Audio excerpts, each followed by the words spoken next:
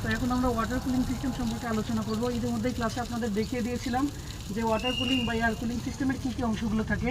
তো এই ক্ষেত্রে দেখেন এখানে দৃশ্যমান যে অংশগুলো হচ্ছে সবার উপরে যে অংশটা দেখতে পাইতেছি এটার নাম হলো কি রেডিয়েটর প্রেসার ক্যাপ। তার পরবর্তীতে উপরে যে পাইপটা যেটা দেখতেছি এটার নাম হলো কি রেডিয়েটরের ওভারফ্লো পাইপ। ওভারফ্লো পাইপের কাজ কি হবে, যে রেডিয়েটরের ভেতরে যদি জলীয় বাষ্প জমা হয়, গরম বাষ্প হয়, তাহলে ওভারফ্লো পাইপ দিয়ে এই পানিটা এসে এই পাশে আসলে কি রিজার্ভ ট্যাঙ্ক, এই রিজার্ভ ট্যাঙ্কের ভেতরে এসে কী হবে, জমা হবে।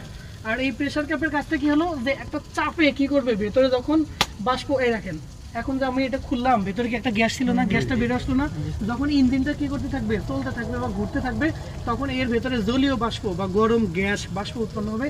এই বাষ্পটাকে চাপে কি করবে, ধরে রাখবে। বুঝতে পারছেন বিষয়টা? দেখেন এর উপরে লেখা আছে 127 kPa kilo Pascal, 127 kilo Pascal চাপ পর্যন্ত সে কি করতে পারে, ধরে রাখতে পারে। বুঝতে পারছেন বিষয়টা? আর এটা খুললেই দেখেন এর ভেতরে যে পানি আছে, দেখেন এটা দেখাবে, চাপ দিলে দেখেন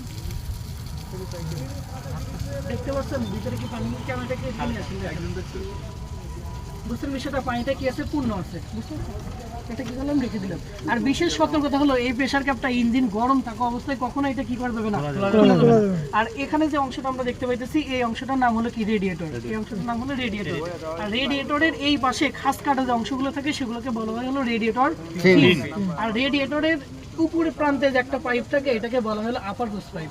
আপার হোস পাইপের কাজ হলো ইঞ্জিনের ওয়াটার জ্যাকেটের ভেতরে যে গরম পানিটা হবে এই গরম পানিটাকে থার্মোস্ট্যাট ভালভের মাধ্যমে কি করে দিবে, আপার হোস পাইপ দিয়ে গরম পানিটাকে রেডিয়েটরের ভেতরে পৌঁছায় দিবে। আর এই রেডিয়েটরের নিচের প্রান্তে একটা কি আছে, হোস পাইপ আছে। এই হোস পাইপটাকে বলা হলো কি লোয়ার হোস পাইপ। ওই লোয়ার হোস পাইপের সাথে আবার আছে হলো কি ওয়াটার পাম্প।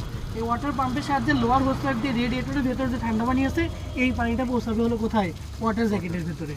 আর এর পরবর্তীতে এই জায়গায় যে একটা ট্যাঙ্ক দেখতে পাচ্ছেন এটা হলো কি রিজার্ভ ট্যাঙ্কের ভেতরে অতিরিক্ত পানি বা তরল জমা রাখা হয়।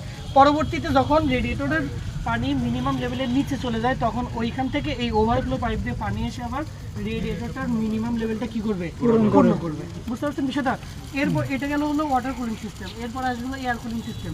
এয়ার কুলিং সিস্টেমের জন্য এখানে একটা ফ্যান রয়েছে। এখানে দেখেন একটা কি আছে, ফ্যান পাখা আছে। এই ফ্যানের পাখাটা অলওয়েজ কি করবে, এই রেডিয়েটরের দিকে কি করবে, বাতাস দিবে। খেয়াল করে দেখেন প্রতিটা গাড়ির সামনে এরকম কি ফাঁকা অংশ থাকে, এই ফাঁকা অংশটাকে বলা হলো গ্রিল। গাড়িটা যখন চলতে থাকবে তখন চলমান প্রবাহমান বাতাসের সাহায্যে রেডিয়েটরে এই অংশটা কি হবে, ঠান্ডা হবে। এবং ঠিক রেডিয়েটরের উল্টা পাশে আবার কি থাকবে, একটা কুলিং ফ্যান থাকবে। এই কুলিং ফ্যানটা বাতাস দিবে হলো কাকে, রেডিয়েটরটাকে। দিলে পুরো রেডিয়েটরটা তখন কি হবে, বাতাসে ঠান্ডা। অর্থাৎ রেডিয়েটরটা প্রকৃতির প্রবাহমান চলমান বাতাস দিয়েও ঠান্ডা, আবার এদিকের কি ফ্যান দিয়েও ঠান্ডা। আর এই বিষয়টা মনে রাখবেন যে ইঞ্জিনের যে এয়ার কুলিং ফ্যানটা থাকবে এই এয়ার কুলিং ফ্যানটা